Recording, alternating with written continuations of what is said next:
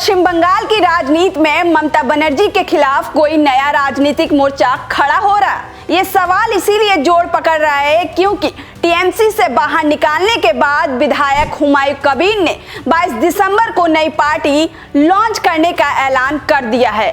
उनका दावा है कि वे लाखों समर्थकों की मौजूदगी में पार्टी बनाएंगे और उनका साथ एआईएमआईएम चीफ असदुद्दीन ओवैसी देंगे। नमस्कार, आपका स्वागत है टीवी 24 नेटवर्क में। मैं हूं आपके साथ पूनम यादव। पश्चिम बंगाल की सीएम ममता बनर्जी के पूर्व विधायक हुमायूं कबीर ने उन्हीं के खिलाफ मोर्चा खोल दिया है। हुमायूं कबीर की नजर मुस्लिम वोट बैंक पर है। उन्होंने टीएमसी को खुली चुनौती दी है कि 2026 के चुनाव में वो किंग मेकर साबित होंगे। वहीं अब हुमायूं कबीर अपनी तुलना असदुद्दीन ओवैसी से कर बैठे हैं।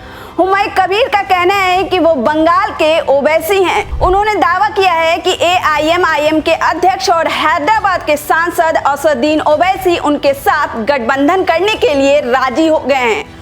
हुमायूं कबीर ने कहा कि मैंने ओवैसी से बात की है। ओवैसी ने मुझसे कहा है कि वो हैदराबाद के ओवैसी हैं और मैं बंगाल का ओवैसी हूँ। हुमायूं कबीर ने आगे कहा कि मैं आज कोलकाता जाऊंगा और पार्टी की कमेटी बनाऊंगा। 22 दिसंबर को लाखों समर्थकों के साथ मैं अपनी नई पार्टी बनाऊंगा।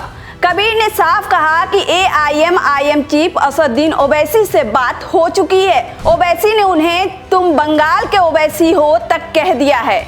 आपको बता दें कि कबीर वही नेता हैं जिन्होंने पहले बाबरी मस्जिद की नींव रखकर सुर्खियां बटोरी थी। अब वे दावा कर रहे हैं कि तैयारियां पूरी हैं और 22 दिसंबर को पार्टी की ऑफिशियल लॉन्चिंग होगी। इससे पहले वे एआईएमआईएम के अन्य दलों के साथ गठबंधन पर भी बयान दे चुके हैं। अगले साल होने वाले विधानसभा चुनाव को लेकर कहा था कि वे राज्य की 135 सीटों पर चुनाव लड़ने की तैयारी में हैं।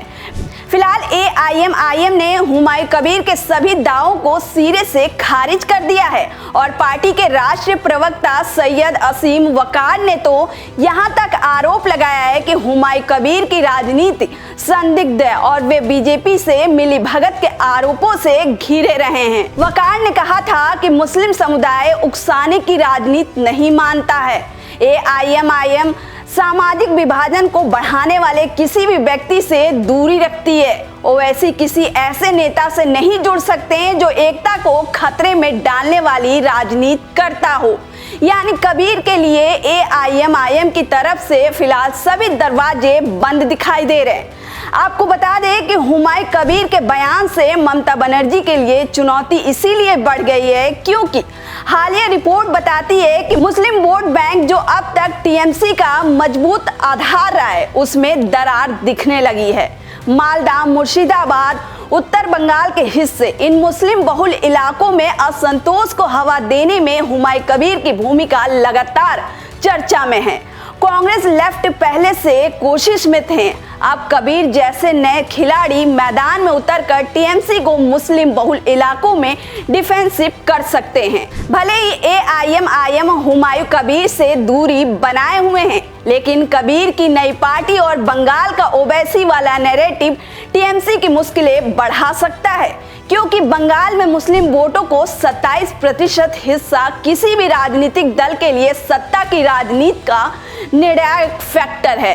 बता दें कि 2021 के विधानसभा चुनाव में ओवैसी की पार्टी एआईएमआईएम ने 7 सीटों पर अपने उम्मीदवार उतारे थे, लेकिन उन्हें किसी भी सीट पर जीत नहीं मिली। ऐसे में हुमायूं कबीर के साथ गठबंधन करके ओवैसी बंगाल में एंट्री की तैयारी कर रहे हैं। वहीं हुमायूं कबीर का उदय इस वोट बैंक से सेंधमारी की शुरुआत माना जा रहा है और यही ममता बनर्जी के लिए आने वाले दिनों का सबसे बड़ा सिरदर्द साबित हो सकता है। फिलहाल के लिए इतना ही। ये वीडियो आपको कैसी लगी हमें कमेंट कर जरूर बताएं। लाइक और सब्सक्राइब करना ना भूलें।